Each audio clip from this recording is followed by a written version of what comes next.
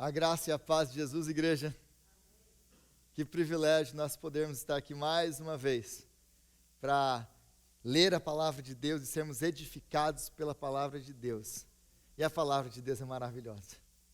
Que privilégio nós temos de tê-la conosco todos os dias e lê-la o quanto nós quisermos. O meu coração ele salta de alegria pelo privilégio de abrir a palavra de Deus. E eu convido a igreja a abrir a palavra comigo no livro de Efésios, na carta do apóstolo Paulo aos Efésios.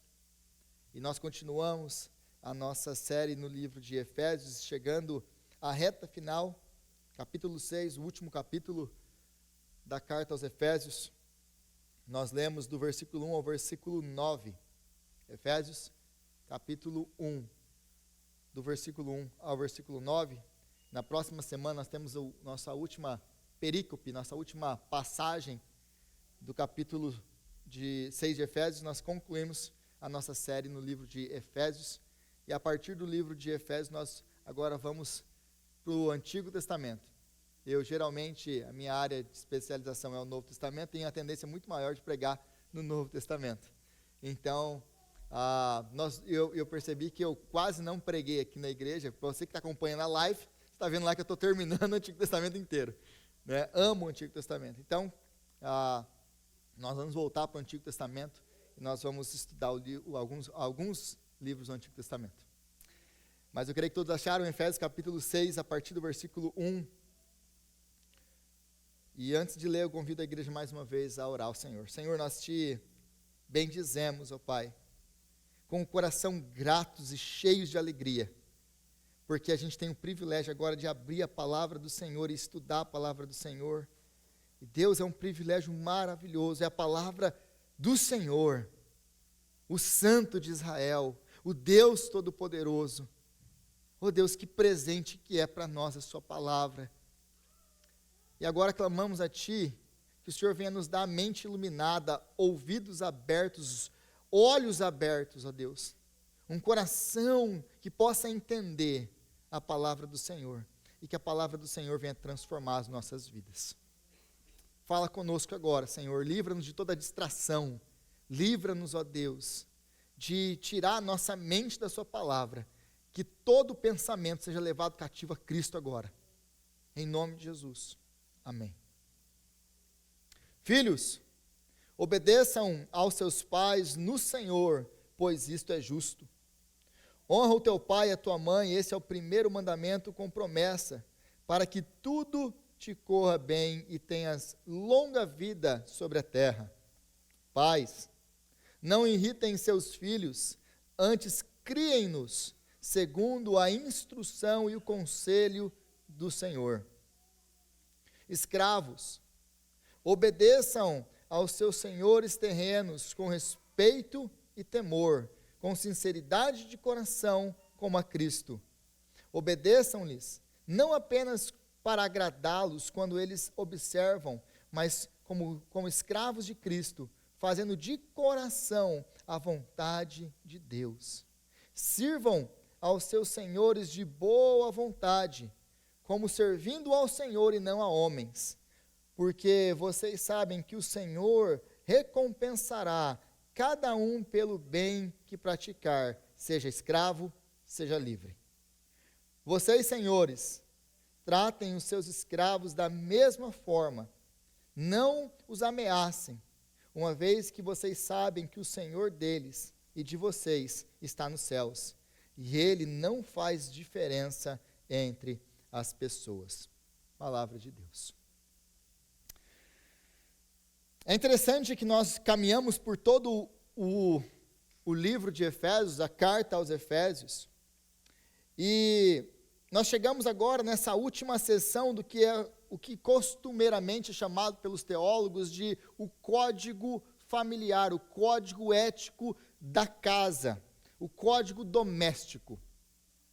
Então, essa sessão, ela abrange 3 diferentes relacionamentos: o relacionamento entre marido e esposa, pais e filhos, escravos e seus senhores. Hoje nós vamos, como nós já falamos sobre o casamento, nós hoje concluímos com pais e filhos e senhores e seus escravos.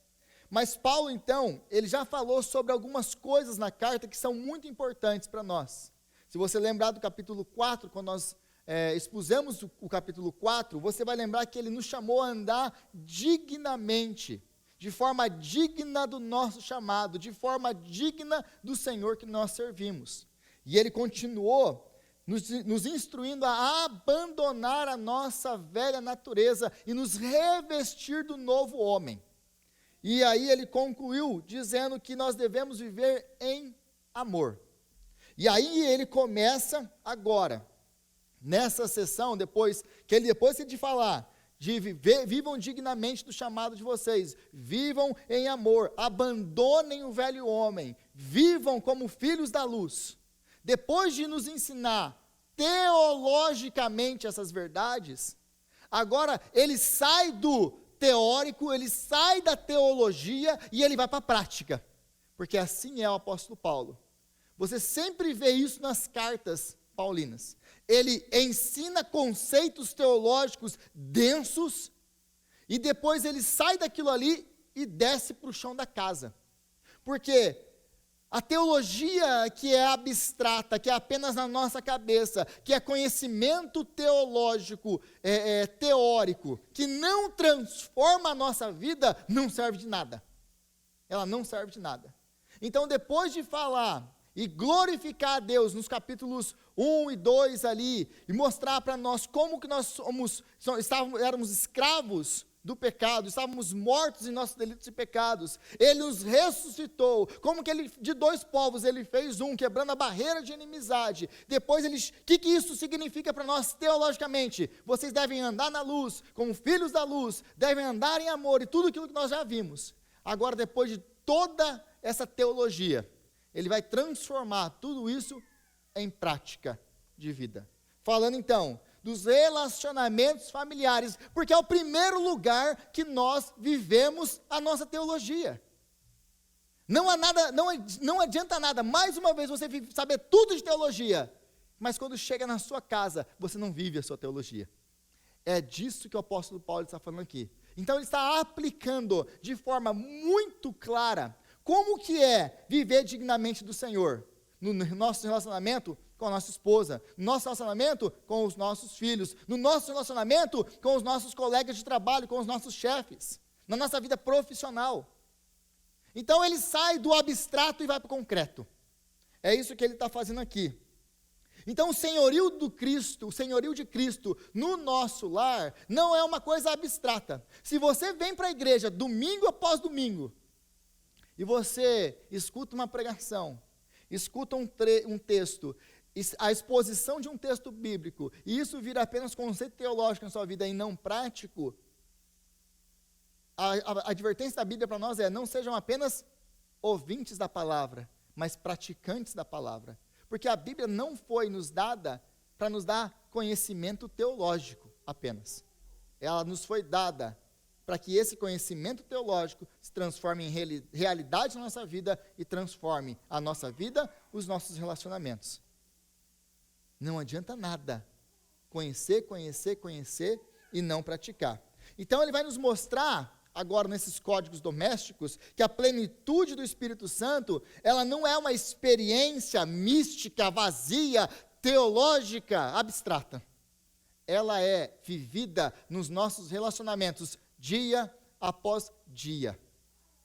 Dia após dia, nos nossos relacionamentos mais comuns. Aliás, toda a próxima sessão que ele vai falar sobre a armadura espiritual, vai falar sobre batalha espiritual, a gente pensa, quando fala de batalha espiritual, a gente pensa que é aquele negócio da entrevista com os demônios, que a gente está acostumado a ver, né, em alguns lugares, que o demônio vai lá e faz todo aquele show.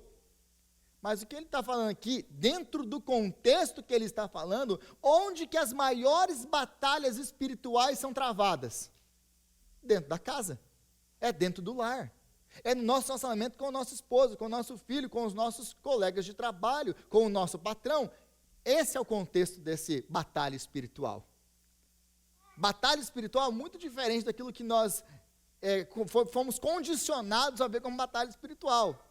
Meus irmãos, Tudo na nossa vida é uma batalha espiritual. Para você estar aqui hoje, foi uma batalha espiritual. Tudo é uma batalha espiritual. Então o apóstolo Paulo, ele mostra que o senhorio de Cristo não é essa coisa abstrata nas nossas vidas. Então hoje nós concluímos aí os códigos domésticos. E aí ele começa, versículo 1 ao 3, dizendo: filhos, mais uma vez, obedeçam aos seus pais no Senhor, pois isso é justo. Honra o teu pai e a tua mãe. Esse é o primeiro mandamento com promessa, para que tudo te corra bem e tenhas longa vida sobre a terra. Uma coisa que nós precisamos notar aqui é que o apóstolo Paulo sempre ele fala primeiro ao subordinado, e depois aquele que é o chefe, aquele que está na liderança. Esposas sejam submissas aos seus maridos. E é tudo aqui o marido, né? Tudo aqui o homem, né? E aí, filhos, obedeçam aos seus pais. Note essa diferença. As esposas são submissas, elas voluntariamente, como nós vimos, se submetem aos seus maridos. Não é falado a elas, obedeçam aos seus maridos, como é aos filhos e aos escravos. Filhos, obedeçam aos seus pais. Escravos, obedeçam aos seus senhores. Esposas não, se submetam aos seus maridos. Como nós vimos, algo voluntário. Então aí ele começa aqui: filhos, obedeçam aos seus pais no Senhor, pois isso é justo. E aí ele promete aqui o quê? Ele promete uma bênção, para que, versículo 3, para que tudo te corra bem e tenhas vida longa sobre a terra. É interessante que esse versículo 3 aqui, se você conhece o texto que ele está citando aqui, ele está citando os 10 mandamentos, e o primeiro mandamento agora é voltado, né, para os filhos. Olha, obedeça aos seus pais, para que tudo te corra bem e tenhas vida longa sobre a terra. Ele faz uma modificação nesse texto. Porque o texto original vai falar sobre o quê? O texto original vai falar sobre a terra longa, sobre a terra que o Senhor teu Deus te dá. Qual era a terra que o Senhor teu Deus te dá? Canaã. Então era uma promessa colocada e dada para o povo de Israel que estava herdando a terra de Canaã. Filhos, obedeçam os seus pais, pois isso é justo, para que tudo te corra bem na terra que o Senhor, o seu Deus, te dá. Note que aqui o apóstolo Paulo não fala isso. A terra que o Senhor, o teu Deus, te dá. Por quê? Porque ele está universalizando a promessa. Ele não está falando para o povo de Israel. Ele está falando para a igreja, para o povo de Deus agora, o novo Israel. Então agora é importante nós notarmos aqui que ele não elimina completamente a promessa física. Existe um elemento físico. Na terra do Senhor tem as vidas longas sobre a terra.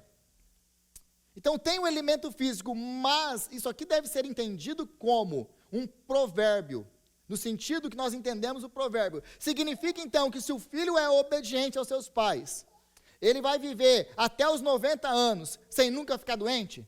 Significa que ele vai ser próspero, rico e bem-sucedido em tudo que ele fizer? É isso que esse texto está nos mostrando? É isso que o texto significa? Não. Não é isso que o texto nos mostra, nem significa. Porque se você conhece um pouquinho só de vida, você vai conhecer homens, mulheres que foram e são ótimos filhos, que obedecem e honram seus pais e têm vidas com muitas lutas. Então o texto está nos prometendo isenção de lutas? Não, e de maneira nenhuma, porque no primeiro século a taxa de mortalidade era muito grande das crianças. De cada 10 crianças, 4 morriam antes dos 5 anos de idade. A taxa era muito alta. Eu lembro uma vez no seminário ainda, de uma tarefa que eu precisava estudar lápides de sepulcro do primeiro século. Uma tarefa super legal. Então eu tive que ir vários e vários livros que só falavam disso. Aí tinha lá o textozinho que estava escrito na lápide, do dia que nasceu, do dia que morreu. Às vezes é questão de dias, né? Nasceu no ano tal, e aí muitos deles marcavam o tempo pelo governante, quem era o imperador da época. Aí você vai entender o porquê que Jesus, quando o ano, né, de Augusto, e aí você tem lá as datas de nascimento, muitas vezes eram marcadas pela data de quem era o governante, seja ele o imperador, seja ele o governante daquela região. Então, você marcava aquilo ali, e aí, uma coisa que me chocou, e eu lembro disso, é que, quando eu fui lendo, a grande maioria era de crianças. E aí os outros, a média de idade, ou a média de vida, que eu consegui fazer uma média nessa época, era de 30 anos. As pessoas viviam na média, 30 anos, e a taxa de mortalidade infantil era altíssima. Altíssima. Então, isso aqui está isentando pais. Se os filhos forem obedientes, eles não vão morrer na infância. É isso que ele está prometendo? Não. Aqui é o mesmo princípio, como eu já disse, de Provérbios. Qual que é o princípio de Provérbios? Provérbios, se você lê Provérbios, pensando que aquilo ali são promessas que, se você obedecer, você vai ter, você está lendo o livro de Provérbios errado. Porque o livro de Provérbios são conselhos gerais, que, se obedecidos, existe uma grande possibilidade daquilo acontecer. É assim que você entende o livro de Provérbios. Se você pegar o livro de Provérbios, ensina a criança no caminho que ela deve andar, e ainda quando o velho não se desviará dele, e aí você fala assim, então eu vou ensinar meu filho, e ele nunca vai se desviar da palavra de Deus, porque eu ensinei ele no caminho. Meus irmãos, quantos de nós conhecemos pais excelentes que criaram os filhos no caminho do Senhor e os filhos se desviaram? Então, se você pegar, e como que você vai conciliar isso com o livro de Provérbios? Se você tentar conciliar isso, de que pegar o livro de Provérbios, que ele é uma promessa infalível, você vai se frustrar com a Bíblia. É porque nós entendemos e lemos errado. O livro de Provérbios, ele nos dá princípios gerais. Se você obedecer, você então tem uma grande chance de ser abençoado, de dar certo o que você está tentando fazer. É a mesma coisa. Se você ensinar o seu filho no caminho que ele deve andar, existe uma grande possibilidade dele ser um homem de Deus, dele ser uma mulher de Deus. Agora, se você não fizer isso, existe uma possibilidade ainda maior de que ele vai descambar a vida. É fato isso. Você vê, de novo, um caso que nós conhecemos, e eu creio que toda a igreja conhece, é o próprio filho do John Piper, né? E tantos outros pregadores renomados, homens de Deus, que os filhos abandonaram a fé, que foram ensinados na igreja, criados na igreja. Como que você concilia isso? Se você pega o livro de Provérbios, pensa que aquilo ali é um manual que vai dar tudo certo, se eu obedecer isso aqui, aí você vai se frustrar. Mas qual que é o grande presente disso aqui? Filhos, obedeçam aos seus pais no Senhor, porque isso é justo. O que o filho vai ganhar no meio disso aqui? O grande presente aqui não é físico. O grande presente aqui não é algo material. Não é para que apenas vá tudo bem sobre a terra. O grande presente aqui é a formação do caráter. Porque crianças que aprendem a obedecer os seus pais, crianças que aprendem a respeitar os seus pais, crianças que aprendem a reconhecer limites, crianças que aprendem a confiar na sabedoria dos seus pais, quando crescerem, isso é fundamental para o crescimento delas. Porque quando elas crescerem, elas vão ter uma propensão muito maior de confiarem na sabedoria do Senhor, de obedecerem a palavra de Deus, de serem homens e mulheres que vão seguir a palavra de Deus. E isso vai transformar a vida delas. Mas não também, o apóstolo Paulo aqui não está ignorando ou anulando toda a promessa física. Por quê? Eles vão herdar a terra, eles vão ser abençoados na terra. Dois aspectos. De novo, um princípio geral, que eles vão ser abençoados nesse mundo, mas lembre que nós esperamos um novo céu e uma nova terra. Nós não esperamos uma bênção completamente espiritual. Essa bênção espiritual que nós temos em Cristo Jesus, ela se transforma em bênção terrena. Porque nós habitaremos nessa terra e com o Senhor para sempre. Seja agora, seja no futuro, nós vamos ter vida longa sobre a terra. Pode ser não do jeito que a gente pensa, mas tenhas vida longa sobre a terra. Então é isso que ele está nos mostrando aqui no versículo 1 e 2. E o que nós podemos aprender isso aqui? Que honrar e obedecer aos pais não é algo que nós fazemos para evitar castigo. Porque geralmente a gente obedece aos nossos pais para quê? Para a gente não apanhar. No meu caso foi muito assim. Né? Meu pai era um homem muito rígido, muito duro. Então eu sabia que se eu não obedecesse, eu ia apanhar e ia apanhar muito.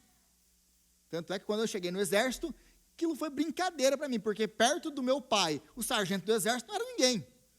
Ele era um gatinho. Então, o exército foi uma brisa, foi tranquila. Agora, nós basicamente passamos para os nossos filhos essa mentalidade de que, se você não me obedecer, eu vou te bater. Mas o princípio fundamental é que não que os nossos filhos nos obedeçam, porque senão eles vão ser castigados. Ou o outro lado, né? Se você me obedecer, eu vou te dar alguma coisa. Já perceberam que nós educamos nossos filhos desse jeito? Ou com medo da surra, ou por ganhar alguma coisa. Mas o que Deus está nos ensinando na palavra dele, aqui através do apóstolo Paulo, é que os filhos obedecem aos seus pais, não com medo de surra, e não com a vontade de ganhar alguma coisa. Eles obedecem aos pais como um ato de dedicação, de adoração a Deus. Porque muitas vezes nós limitamos o nosso culto ao Senhor no domingo à noite, quando nós estamos na igreja. O que o apóstolo Paulo está falando aqui é que quando os filhos obedecem aos seus pais como ao Senhor, eles estão na sua casa, cada tarefa cumprida, cada submissão feita de maneira voluntária. Tudo aquilo que nós fazemos dentro da nossa casa em obediência aos nossos pais é um ato de adoração a Deus. Então, quando filhos obedecem aos pais como ao Senhor, eles estão adorando a Deus dentro dos seus lares. E isso, mais uma vez, vai formando o caráter deles. E aí é interessante que no versículo 4 ele diz assim: pais, não irritem seus filhos, antes criem-nos segundo a instrução e o conselho do Senhor.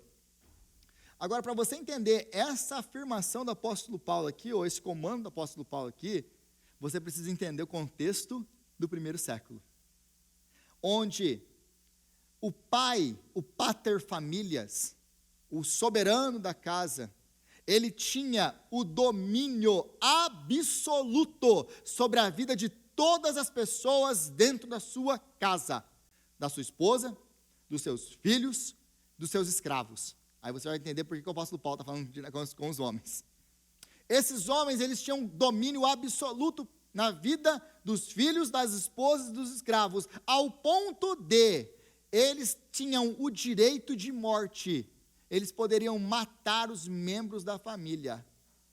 O filho desrespeitou, bom, isso tem dentro do judaísmo também, porque o filho desrespeitou lá, traz para a porta da cidade, meu filho é um beberrão, desobediente, pedra no moleque. Né? Então, o que está mostrando aqui é que no contexto do primeiro século, isso aqui que ele está falando, pais, não irritem os seus filhos, é insano.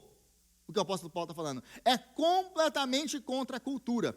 Numa cultura onde o pater familias tinha domínio absoluto até sobre a vida de quem estivesse debaixo da casa dele, isso aqui era uma loucura. O direito era sempre para o pai. A família era apenas uma extensão do pai. Filhos não obedeciam porque eles não tinham capacidade de obedecer. Escravos não obedeciam porque os escravos, os filósofos gregos, romanos, eles debatiam se o escravo tinha capacidade moral de fazer o bem.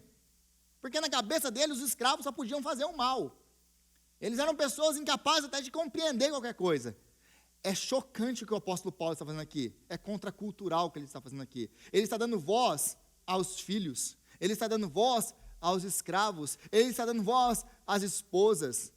Falando que eles não são apenas uma extensão do pater familias, do patriarca da casa. Eles são agentes morais que responderão diante de Deus por suas ações e são capazes de ouvir e obedecer os comandos do Senhor. É isso que o apóstolo Paulo está falando aqui. Mas quando ele fala, pais, não irritem os seus filhos, essa palavra na Septuaginta, a versão grega do Antigo Testamento, você vai encontrar na boca de Deus, quando Israel irritava Deus por causa da sua idolatria. Aí o apóstolo Paulo pega isso, essa palavra que geralmente é usada para Israel, irritando a Deus, trazendo Deus à ira por causa da sua idolatria, e o apóstolo Paulo fala, pais, não irritem os seus filhos. Os filhos não tinham direito nenhum, escravo não tinha direito nenhum, esposa não tem direito nenhum. Aí o apóstolo Paulo, ele inverte tudo isso, ele fala, pais, não irritem os seus filhos. A criação deles era muito dura. Alguns filósofos gregos, juristas e outros, éticos gregos e romanos, eles falavam que os pais, eles ensinavam a educação do filho assim, os pais não devem brincar com os filhos. E no caso aqui, ele está falando, quando fala pais, ele não usa a palavra grega comum para pai e mãe, pais. Ele usa aqui pais homens. Ele está falando só para o homem, porque a mãe não tinha esse direito que ele está falando aqui. Por isso que ele fala, pais, vocês homens, podia uma outra tradução que é homens, não irritem os seus filhos. Porque quem tem um poder absoluto são os pais homens, a mulher não tem. Eles tinham a responsabilidade de cuidar e ensinar os seus filhos, ainda que muitas vezes quem cuidava eram tutores e outras pessoas contratadas para ensinar. Mas o que ele fala aqui então é, não irritem os seus filhos é completamente contra aquilo que é aceitável na cultura deles. Para eles era impensado isso. Os pais, de novo, não podiam brincar com seus filhos, não podiam sorrir para os seus filhos, não tem esse negócio de você tem que ser amigo do seu filho. Isso não existe na cultura grega, romana. Não existem. Porque aí ele continua, né, falando assim, se você fizer isso, você não faça isso para que você não venha ranger o dente quando ele crescer. Ou seja, não seja amigo do seu filho, para que mais tarde ele desvie aí, te dê muita dor de cabeça, e aí ele venha trazer dor de cabeça para você e tristeza para você. Redisciplina ele com a vara. E nós vemos isso na palavra de Deus, né? Mas era cruel o negócio aqui. Era cruel no primeiro século. Então, o apóstolo Paulo fala, pais, vocês não irritem seus filhos, é um negócio assim impensado para eles. Porque nós vemos isso aqui na nossa cabeça, no nosso tempo, e pensa, nossa, tudo tranquilo, no nosso tempo onde o filho faz o que quer, a hora que quer, do jeito que quer, e pai nenhum corrige, porque eu vou falar para você, o menino é um capeta, e pula, e rebenta, e o pai olha, filho, não faz isso, filho, tem que bater no pai, essa é a minha vontade. Eu só espero que esses pais que fazem esse tipo de coisa conversem sério quando chegam em casa. Porque às vezes na presença dos outros a gente também tem que ter mais cautela, né? Você não quer bater nos meninos na frente dos outros. Não é igual antigamente. Meu pai olhava e já sabia. O bicho vai pegar agora. Não tem boca. E meu pai batia por qualquer coisa. Deu ruim na escola, vou apanhar. Meu pai ia para a escola todo mês. Não era quando tinha boletim, não. Era pelo menos uma vez por mês. Ele ia para a escola, para conversar com a minha professora e do meu irmão, para saber como estava o Rodrigo na escola. Meus irmãos, meu pai morreu, eu estava na 5ª série. Até a 5ª série eu fui o melhor aluno que se podia ser naquela escola, por causa do medo que eu tinha do meu pai.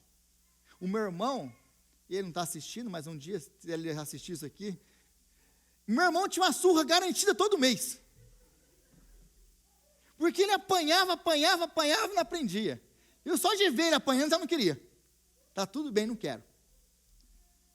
Então era medo que me conduzia, e me conduziu. Né?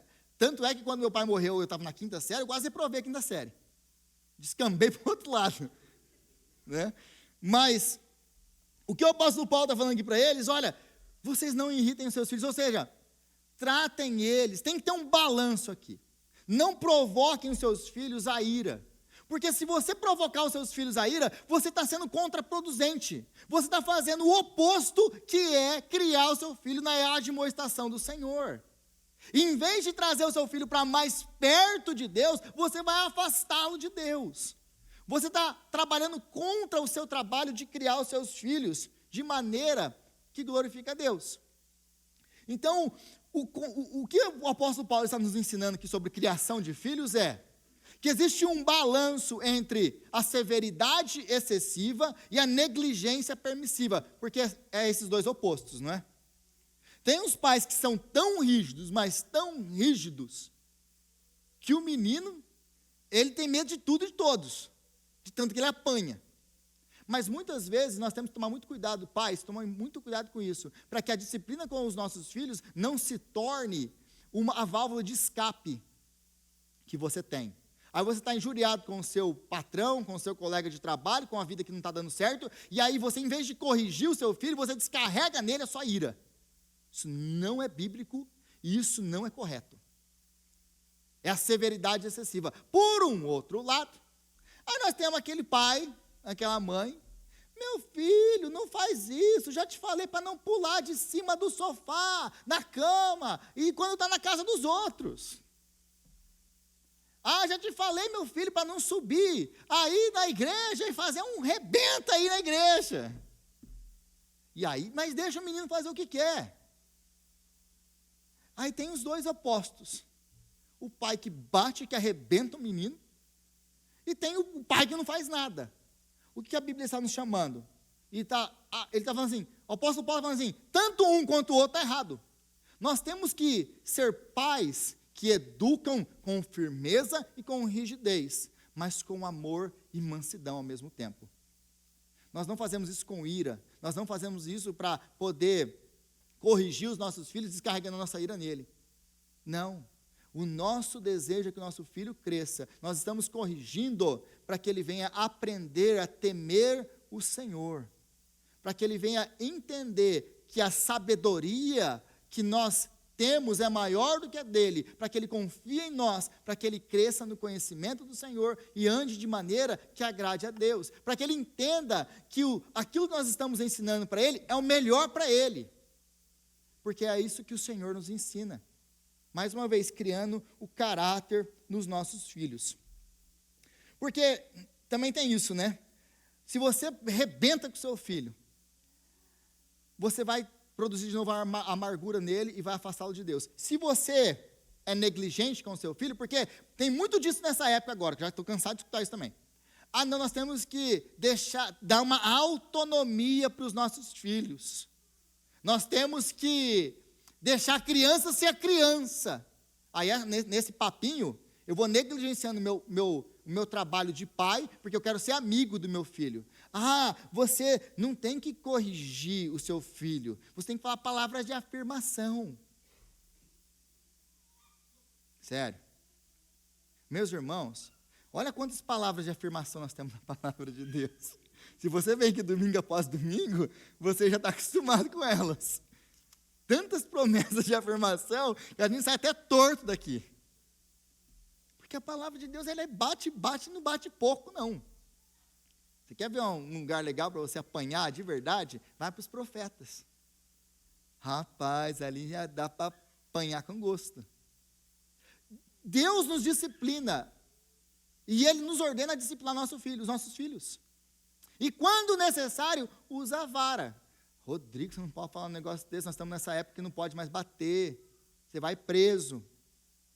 Bom, eu vou preso por causa da minha fé, então, porque isso aqui é preciso que a palavra de Deus, ela fala, nós devemos corrigir os nossos filhos, se necessário com a vara. Nós não espancamos nossos filhos, nós ensinamos os nossos filhos.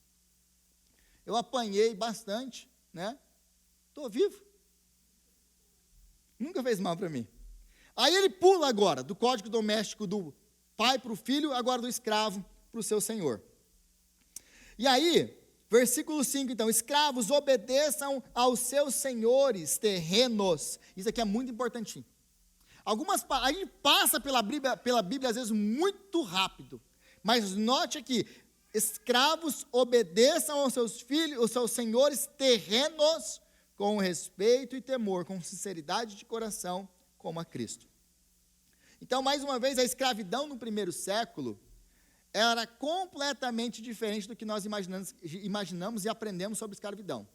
A escravidão nas Américas, ela é uma escravidão por raça. pegaram os africanos, trouxeram para cá, você é negro, então você não tem alma, você é estúpido, você não sabe pensar, e você é um escravo agora. Escravidão no primeiro século não tem nada a ver com isso, com raça, com cor. Você podia se tornar escravo no primeiro século, você nasceu filho de escravo, você é automaticamente escravo. Você se endividou demais, não tem dinheiro para pagar sua dívida, você vira escravo. Você foi sequestrado por piratas ou por alguém. O exemplo bíblico disso, José. Os próprios irmãos pegaram o cidadão e venderam ele. Então, você podia virar escravo se os seus irmãos decidissem te vender. Ainda bem que não tem muita gente comprando, né? Pelo menos aqui que a gente conhece, não tem, né? Senão, o que tinha de irmão sendo vendido não é brincadeira. Aí os irmãos legais de José venderam ele. Então você podia ser escravo por vários motivos. Você podia acordar livre e de repente virar escravo. Então você não é escravo por causa de raça, de cor, nada disso. E escravos também não se delimitava ao trabalho braçal. Nós tínhamos até governadores que eram escravos. O cara é governador e é um escravo. Médicos, escritores, professores, filósofos, escravos. Escravidão no primeiro século não tem nada a ver com escravidão que nós vivemos, que nós vimos, ou que nós aprendemos, né? É completamente diferente. Paulo, então, existe quase que uma mágoa aqui com o apóstolo Paulo. Porque quando o apóstolo, você lê isso aqui, escravos, obedeçam aos seus senhores terrenos com respeito, com sinceridade, de coração como ao Senhor. As pessoas, elas pegam isso aqui, os mais críticos da Bíblia, e falam, o apóstolo Paulo está endossando aqui a escravidão. Meus irmãos, vamos colocar no contexto de novo. Que tipo de poder político o apóstolo Paulo tem? Que tipo de poder político a igreja tem? Zero. Tem alguma coisa, vamos fazer um édito aqui de abolição da escravatura aqui no primeiro século. Existe isso? Existe a perspectiva. Aliás, a escravidão no primeiro século é um negócio tão entranhado na cultura, que a cada 10 pessoas, pelo menos 3 ou 4 eram escravos. Deixa eu tentar colocar isso aqui em perspectiva para vocês. O que é trazer a abolição da escravatura no primeiro século? É a mesma coisa que a gente fala hoje aqui. Eu decidi aqui hoje que eu não concordo com o sistema mundial, global, econômico. Nós vamos acabar com o sistema econômico mundial. Faz sentido um negócio desse? O sistema econômico mundial, ele é justo? Não. Agora, vamos supor que eu agora decido escrever um livro que eu quero acabar com o sistema econômico mundial. O que eu vou fazer com isso? Aonde eu vou chegar com isso? O máximo é ter um título de louco. É isso que eu vou conseguir. Então nós temos que entender que o apóstolo Paulo ele não está endossando aqui a escravidão. Mas não tem nada que ele possa fazer sobre isso. O que ele está fazendo então? Ele está ensinando homens e mulheres que agora conhecem ao Senhor a viver de maneira, dentro desse sistema que eles não podem mudar, de maneira que agrada ao Senhor. Como que eu posso viver dentro desse sistema injusto, corrupto, de maneira que agrada ao Senhor? É isso que ele está fazendo. É eu chegar aqui e falar para você, e pregar a palavra de Deus, e aplicar a palavra de Deus para o seu, por exemplo, vamos agora colocar no nosso contexto, de imigrante. Você é um imigrante aqui, e você não tem como mudar o sistema de imigração do país. Como que você pode viver dentro da palavra de Deus, obedecendo a palavra de Deus, como um imigrante, que vai ser uma bênção, mesmo que você não possa mudar a sua situação aqui. É isso que ele está fazendo. Ele está falando para a gente que não poderia mudar o seu sistema, a sua vida, mudar a sua condição. Talvez ele ia nascer escravo e vai morrer escravo. Mas como que eu posso, no meio disso, viver para a glória de Deus? É isso que ele está fazendo. Não tem como trazer a abolição à escravatura no primeiro século. É impensável um negócio desse. Então o apóstolo Paulo, ele não está, de jeito nenhum, concordando com isso. É um sistema injusto, e ele sabia disso. Mas o que o apóstolo Paulo vai fazer agora aqui, a partir desse texto aqui, ele vai acionar uma bomba relógio, que vai destruir com todo o sistema escravagista da história. Todos eles. É o que ele vai fazer nesse texto aqui agora. E é genial o que ele vai fazer. Porque ele vai falar, obedeçam aos seus senhores terrenos. Assim como os filhos, os escravos deveriam obedecer também. É a mesma palavra, obedeçam. Mas os filhos, eles podiam crescer e ir embora. Chegava uma hora que o pai é um déspota, que o pai é um lunático, eu cresço e vazo. Agora, os escravos tinham essa opção? Não. A maioria deles nascia escravo, morria escravo. Ou se tornava escravo e ficava lá. Alguns conseguiam comprar a sua liberdade, ou ganhar a sua liberdade dos seus senhores. Mas a maioria deles, não. Então, o que o apóstolo Paulo está falando aqui, olha, obedeçam aos seus senhores, primeiro. Obedecer para eles não era opcional. Irmãos, eles são escravos. Eles não estão trabalhando de favor. Também não aplica para eu falar para vocês, chega lá, obedeçam aos seus patrões. Porque muita gente não obedece o patrão. Contradiz o patrão. Meus irmãos, nós não estamos falando do sistema trabalhista de 2025. Nós estamos falando de escravos no primeiro século. Eles não tinham opção de não obedecer. Mas o que o apóstolo Paulo está falando aqui, então, não é o que eles vão fazer, se eles vão obedecer ou não. Eles vão obedecer. Mas o que o apóstolo Paulo está falando aqui é como eles vão obedecer.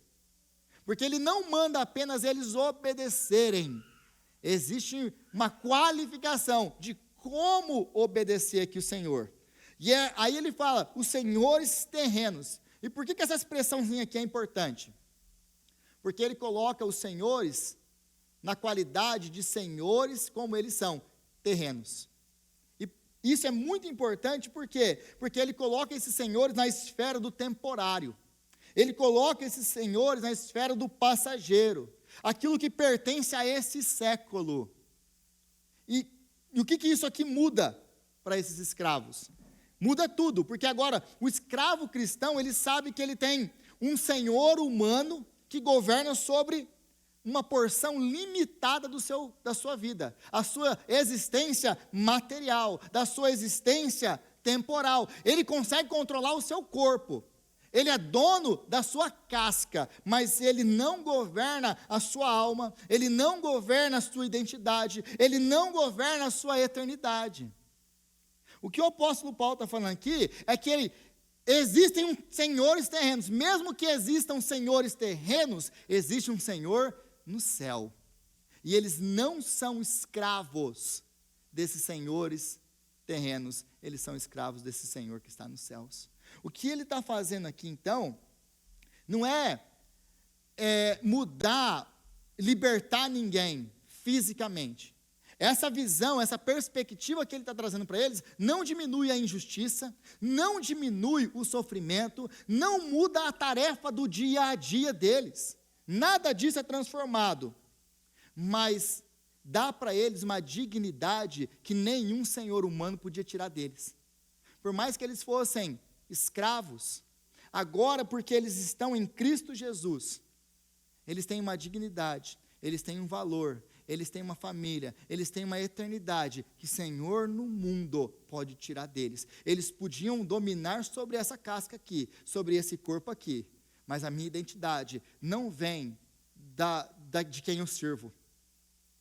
O que dita para mim, o que vai ser o meu futuro, não é a minha situação presente hoje. O que o apóstolo Paulo fala aqui para eles, então, é que, mesmo que externamente eles estejam sujeitos à vontade de um senhor, o escravo cristão, ele permanece completamente livre.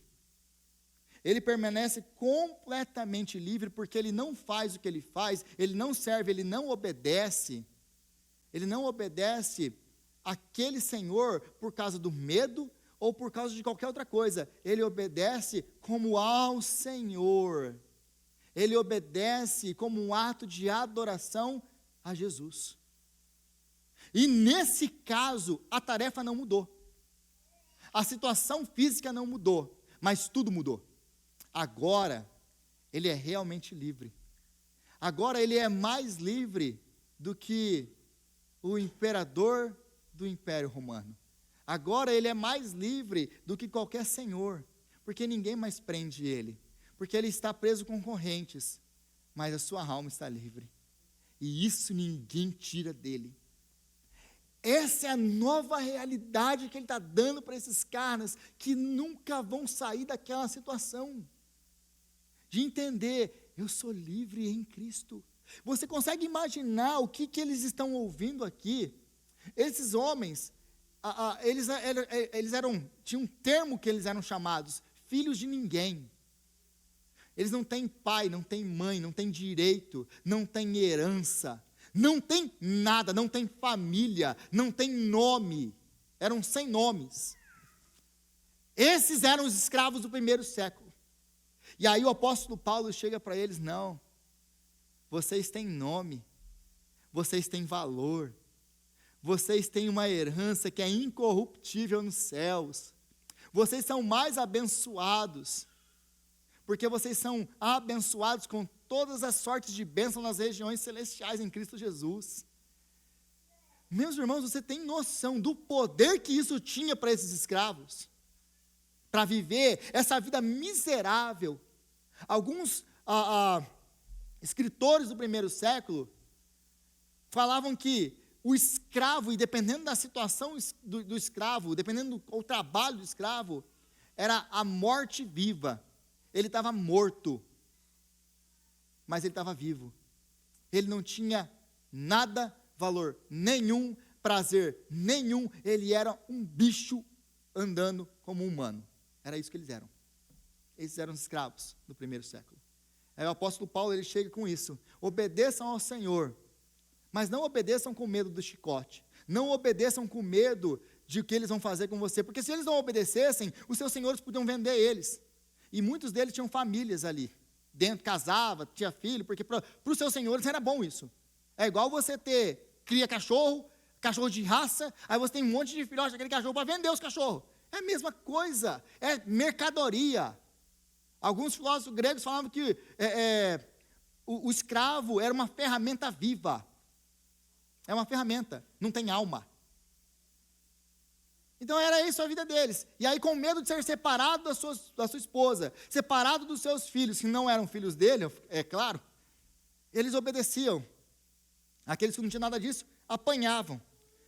Então, é assim que ele chama para a obediência. Mas não é apenas obedecer, porque o apóstolo Paulo fala assim, mas não obedece apenas obedecer. Ele vai qualificar essa obediência. É uma obediência, se você perceber aqui, escravos obedeçam aos seus senhores terrenos com respeito e temor, com sinceridade de coração, como a Cristo. Então, obedeçam com sinceridade de coração. Aí depois, versículo 6, obedeçam-lhes, não apenas quando estiverem te observando ou olhando, mas como escravos de Cristo, fazendo de coração a vontade de Deus. Então ele vai falar para eles, olha, vocês têm que obedecer, e não é apenas obedecer de qualquer jeito, não. Lembra é de coração, é de bom coração? Vai fazer de bom coração ou de coração ruim? Aí o apóstolo Paulo fala, não, é de bom coração. Mas isso aqui também é insano. Porque como você vai falar para um cara que apanha do seu senhor, que é abusado sexualmente pelo seu senhor, porque escravo não tinha direito sobre o seu corpo, qualquer membro da família podia abusar deles do jeito que eles quisessem, porque ele não é dono do corpo dele. Quem é dono do corpo dele? O Senhor. Então qualquer um podia fazer o que quisesse com eles. Eles eram apenas objetos nas mãos dos seus senhores. Como que esse cara vai conseguir obedecer a esse senhor que faz esse tipo de coisa com ele?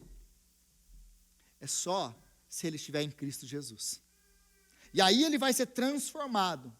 E agora, a lealdade a Cristo vai redefinir as obrigações terrenas dele. O escravo, não vai servir ao seu senhor, ele vai servir e agradar a Cristo através da sua obediência. E aqui nós temos um paradoxo que é libertador para esse escravo. Por quê? Porque ao servir aqui ao Senhor dele como escravo de Cristo, o escravo humano ele vai encontrar essa verdadeira liberdade. Que ele vai fazer tudo o que ele vai fazer para a glória de Deus. Eu vou fazer o meu melhor, mas não é porque o meu patrão merece, porque ele não merece. Porque o meu Senhor merece, porque ele não merece. Eu vou fazer o meu melhor, porque o meu melhor é um ato de adoração ao meu Jesus que me salvou. Ao meu Jesus que me deu uma família, ao meu Jesus que me tirou dessa miséria de vida. E aliás, sabe qual que era a grande esperança desses homens, dessas mulheres? Não era ter uma vida transformada aqui e agora, porque eles não tinham essa possibilidade nem esperança. Sabe qual que é a esperança deles? A ressurreição. Porque eles sabiam que no dia que eles ressuscitassem, eles herdariam a terra, e aqui eles seriam livres e nunca mais escravos, porque Cristo nos libertou para sermos realmente livres. Eles sabiam disso. E isso movia essas pessoas a viver vidas que você não tem noção do que eles passavam, mas com alegria no Senhor. E aí eles obedeciam, e aqueles homens, e qual que é o propósito disso? O propósito disso é que aqueles escravos, obedecendo aqueles senhores, de coração, com sinceridade, com amor, oferecendo o seu melhor serviço, aquilo era para eles, para aqueles patriarcas, para aqueles homens, para a sociedade, uma loucura, porque os escravos, nas comédias gregas, os escravos eram retratados como trapaceiros, mentirosos, corpo mole, que só trabalhavam quando o Senhor estava olhando. Nada do que acontece hoje, certo? O patrão entra, o patrão está na obra, o gás acontece. O patrão sai da obra, aí a gente para, a gente relaxa. Nada, mas não acontece no século 21, é só no primeiro século, gente. Se é para aplicar, vamos aplicar para agora. Não, o apóstolo Paulo fala, não é assim que nós fazemos. O nosso trabalho tem que ser um trabalho que seja no turno da noite, quando ninguém está vendo, ou no turno da manhã, quando o seu patrão está do seu lado, você vai fazer o seu melhor, porque você não trabalha para o seu patrão, você trabalha para Cristo. O seu trabalho, assim como os filhos obedecem para a glória de Cristo, assim também os servos. Aí aqueles servos que era acreditado que eles eram apenas trapaceiros, corpo mole, que não tinham nem capacidade moral de fazer o bem, agora eles começavam a fazer o bem. O que eles estão fazendo? O que eles estão ensinando? Eles estão ensinando esses senhores, esses patrões, esses donos, que existe uma coisa diferente em você. O que é esse negócio diferente em você? Isso trazia, então, glória para o nome de Deus. Porque agora eles não serviam mais a eles. Aí o escravo, porque quando perguntado, ele falava, por que você está trabalhando tanto assim? Você nunca foi assim? Sempre foi um preguiçoso? O que aconteceu com você? Eu encontrei Cristo. E eu entendi que eu não posso mais fazer o que eu fazia antes.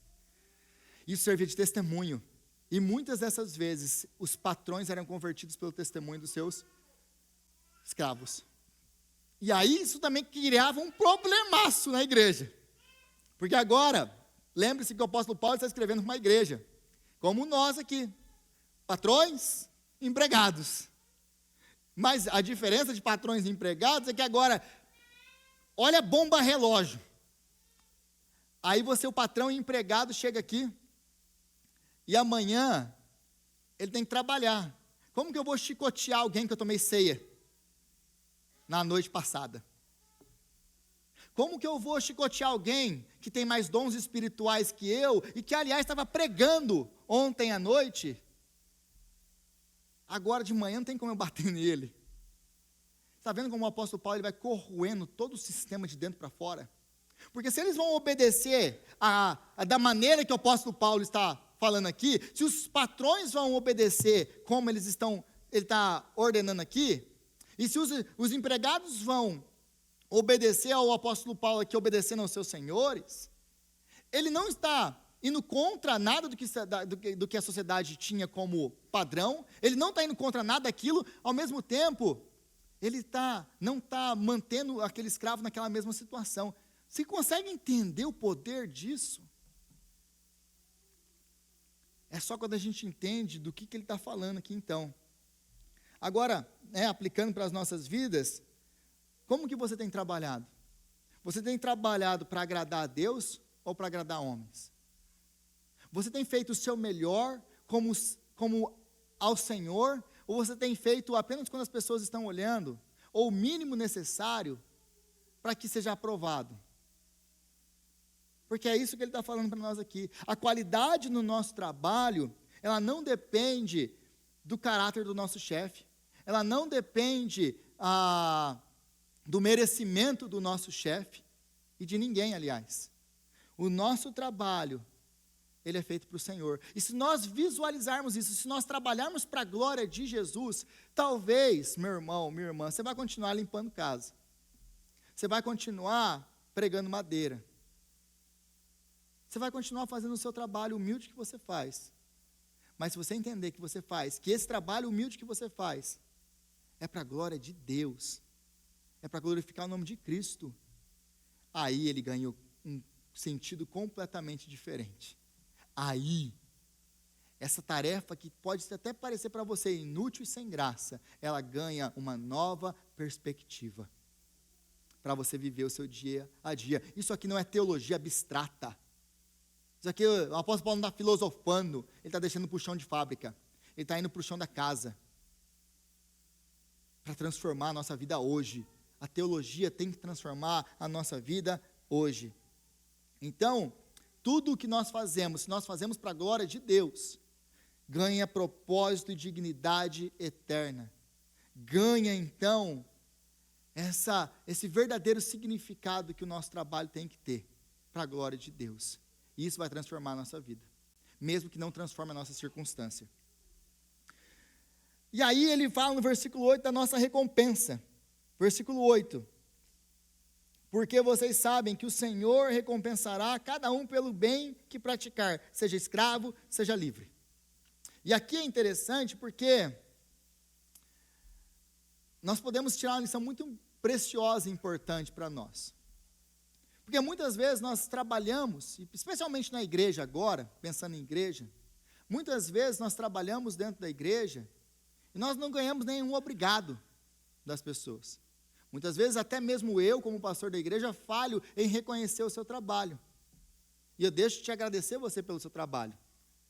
Muitas vezes nós nos desanimamos porque aquela criança que está ouvindo você ensinar ela, vai embora e talvez daqui uns anos ela nem lembre mais do seu nome, que ensinou e se dedicou a ensinar a palavra de Deus. Talvez você fique desanimado porque você chega aqui na igreja 3 horas da tarde, enquanto ninguém está aqui, para arrumar cadeira, para arrumar som, para colocar o computador no lugar, para arrumar a mídia, para poder gravar isso aqui tudo, para fazer o culto acontecer. E ninguém está vendo você. É você e Deus. E ninguém reconhece, ninguém agradece. E aí você começa a desanimar, fala, cara, para que eu estou fazendo isso? E eu sei que é assim, nós somos seres humanos. Mas o que o apóstolo Paulo está nos ensinando aqui é que mesmo que não tenha ninguém vendo, Deus está vendo, Deus está anotando, e Deus vai pagar. Então, se você coloca isso dentro desse contexto, ele está falando, olha, vocês são injustiçados por patrões e senhores ruins que maltratam, que açoitam vocês, mas se vocês trabalharem assim, Deus vai recompensar vocês. Se Deus recompensa assim, homens, mulheres, escravos que trabalham para os seus patrões, que são injustiçados lá, que não recebem o que deveriam, que não recebem nenhum tipo de gratidão, de reconhecimento. Se Deus recompensa esses, quanto mais Ele não vai recompensar os seus filhos que trabalham para a glória dEle, com entusiasmo, com zelo, com amor, mesmo que ninguém reconheça o que você faz. Deus sabe, Deus vê, Deus vai te recompensar. Mesmo sabendo que a maior recompensa que você tem é Cristo. Mesmo que Deus não nos desse mais nada, Ele já nos deu Cristo, e Cristo é suficiente. Cristo deveria ser suficiente para nos fazer trabalhar com entusiasmo, mas Ele ainda fala, Deus vai recompensar. se ele vai recompensar, sim, até mesmo escravos que trabalham para esses patrões, quanto mais os filhos de Deus, que trabalham com tanto entusiasmo na casa dele. E eu vejo isso nessa igreja, quando eu vejo um irmão, uma irmã chegando aqui, até mesmo antes de mim, e chegando aqui, e quando eu chego aqui as coisas já estão acontecendo, o louvor já está ensaiando, a galera do som já está lá, a galera da mídia está trabalhando, gente na porta esperando para receber, gente em casa preparando lanche. Isso já está acontecendo antes mesmo de eu chegar aqui. E muitas vezes você vai embora e nem obrigado a gente te dá. Mas não se esqueça disso. Deus, Ele sabe. E nós trabalhamos para a glória dEle e para o louvor dEle. Então o apóstolo Paulo é só nessa bomba relógio aí, que vai destruir, vai corroer todo o sistema de dentro para fora. Essa perspectiva, então, ela simultaneamente, ela sustenta a obediência exigida pela lei romana, ao mesmo tempo que ela corrói os seus fundamentos. Porque ele não fala, desobedeçam, o sistema de escravidão é injusto, ele não fala nada disso. Ele fala, obedeçam, mas não obedeçam como o sistema manda vocês obedecerem. Obedeçam como ao Senhor. Então, se o escravo não pertence verdadeiramente ao senhor terreno, se o seu valor não deriva da casa que ele serve, na posição que ele tem, não deriva de nada disso, então o que resta para ele nessa escravidão? O que resta para esse senhor, se não apenas a casca externa desse escravo? Se não resta apenas o corpo dele? A Revolução Paulina aqui, ela não acontece por um decreto político, porque, de novo, o apóstolo Paulo não tem poder para fazer decreto político. Ela acontece internamente dentro do indivíduo, mesmo que externamente nada mude. É disso que ele está falando aqui. E aí ele termina o texto falando, senhores, não ameacem os seus escravos, não maltratem eles. Porque isso era prática comum. A escravidão, ela era baseada no chicote. Não é esse negócio, alguns deles batiam. Não, a escravidão era baseada no chicote. O escravo ia apanhar. Ele ia apanhar, porque é isso que mantinha ele obediente. Porque se ele não está apanhando, o que vai fazer seu escravo a obedecer? Aí você vê como o apóstolo Paulo está corroendo tudo por dentro. Porque agora um não obedece mais por causa do chicote. E o outro agora não manda mais através do chicote. Se agora os donos de escravo ouvem isso e obedecem isso aqui, onde está o poder da escravidão? Acabou. Ele foi destruído. Porque, de novo, se eu vou ter que dominar sobre os meus escravos como irmãos, se eu não posso mais bater neles, se agora esses caras estão me ensinando na igreja, se esses caras agora estão tomando ceia comigo, o que eu vou fazer agora com eles? Ele destruiu com todo o sistema de escravidão romano, sem decretar nenhum tipo de lei, sem nenhum tipo de poder político, sem nenhum tipo de poder nenhum, a não ser o poder da palavra de Deus. Só isso, que muda tudo. E aí, isso aqui também nos ensina como nós tratamos nossos liderados. Seja você patrão na sua empresa, seja você líder na igreja, como que você trata dos seus liderados? Porque o chamado aqui para nós, a aplicação para nós aqui é muito simples. É muito simples. Nós devemos liderar com temor e tremor diante do Senhor. Lembrando que nós estamos liderando pessoas que foram feitas à imagem de Deus, se não são crentes, e dentro da igreja, pessoas que estão em Cristo, irmãos nossos. Nós não lideramos ninguém por ameaças, nós não lideramos ninguém por medo, vou te tirar, vou te fazer, vou te bater, vou fazer, não sei lá o que eu vou fazer com você. Porque geralmente os líderes sabem como fazer essas coisas, né?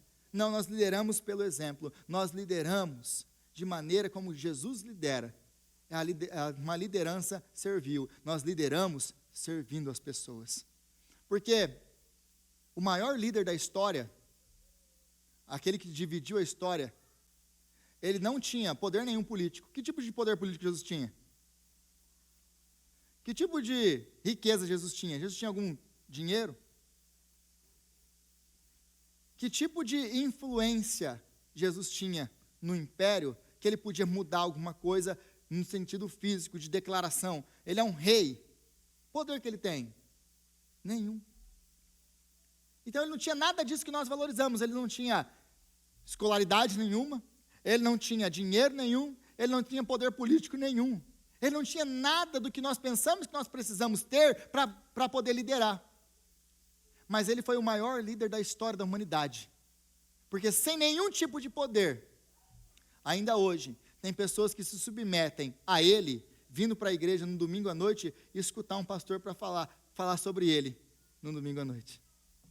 Ainda hoje tem pessoas, irmãos e irmãs nossos, em outros lados do mundo, morrendo por causa dele. Ele é aquele que dividiu a história em dois. Ele é aquele que nós, até hoje, nos submetemos. O que ele fez para fazer tudo isso? Como que ele conseguiu fazer tudo isso? Servindo. Ele não tinha dinheiro, ele não tinha poder político, ele não tinha nenhum tipo de educação formal, ele não tinha beleza nenhuma que nos atraísse, nada do que nós valorizamos Jesus tinha. O que ele fez então para se tornar o maior líder da história? Aquilo que eu e você podemos fazer: servir. Para servir, você não precisa de um diploma, você não precisa de dinheiro, você não precisa de poder político, você não precisa de uma posição, você precisa ter vontade. É só isso. E é isso que Jesus fez, serviu e se tornou o maior líder da história. Mas não apenas isso, porque nós pensamos que o apóstolo Paulo está falando sobre pais e filhos aqui. Nós pensamos que o apóstolo Paulo está falando sobre escravos e seus senhores aqui. Ele não está falando disso. Ele está falando de alguém que foi o verdadeiro filho, o filho perfeito, que obedeceu a Deus perfeitamente. O filho que obedeceu ao Pai em tudo, até a morte, e morte de cruz. A lei romana dava aos pais o direito de morte, que raramente, no período imperial, era executado. Os pais não faziam isso com os filhos. Mas o Pai dos céus, ele executou o seu filho por amor a nós. Mas ele não executou como um pai déspota, que agarrou seu filho e falou: eu vou te matar. Não. O filho ofereceu-se a si mesmo para morrer no nosso lugar. Pai, e essa obediência nós podemos ver nos evangelhos, desde a juventude de Jesus, quando Jesus está no templo. E aí os pais preocupados chegam, José e Maria: filho, o que você está fazendo? Você nos deixou preocupados. Jesus diz: vocês não sabiam que eu tinha que estar aqui? Mas aí o texto continua em Lucas e fala assim: mas ele foi para casa e lhes era submisso. Ele lhes era obediente. Jesus era obediente aos seus pais terrenos. Aí no dia que ele chegou no jardim do Getsemane, ele pôde dizer: Senhor, afasta de mim esse cálice, mas não seja feita a minha vontade, mas sim a sua. Ele é o exemplo de filho que obedece ao seu pai em tudo, e essa obediência trouxe grande glória para o nome de Deus, e exaltou o nome dele. Mas não apenas isso, porque Jesus é aquele que era o dono de tudo, mas sendo o dono de tudo, ele se fez escravo, e morreu a morte de um escravo, se humilhou como um escravo, foi injustiçado como um escravo, para que através da sua escravidão, nós pudéssemos ser livres. É disso que esse texto está falando de Jesus. E de como Jesus é o cumprimento de tudo isso aqui que nós vimos hoje. Senhor, nós te louvamos, ó Deus, pela sua palavra, que é maravilhosa. Jesus, nós te adoramos, porque tu és o marido perfeito, tu és o filho perfeito, tu és o escravo perfeito.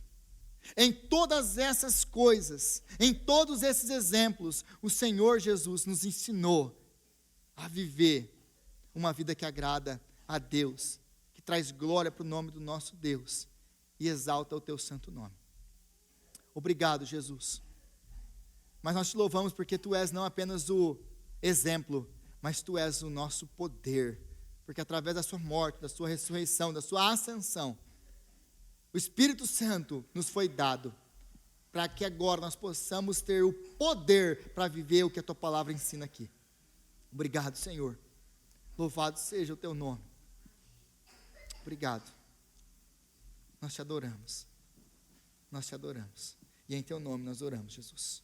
Amém e amém.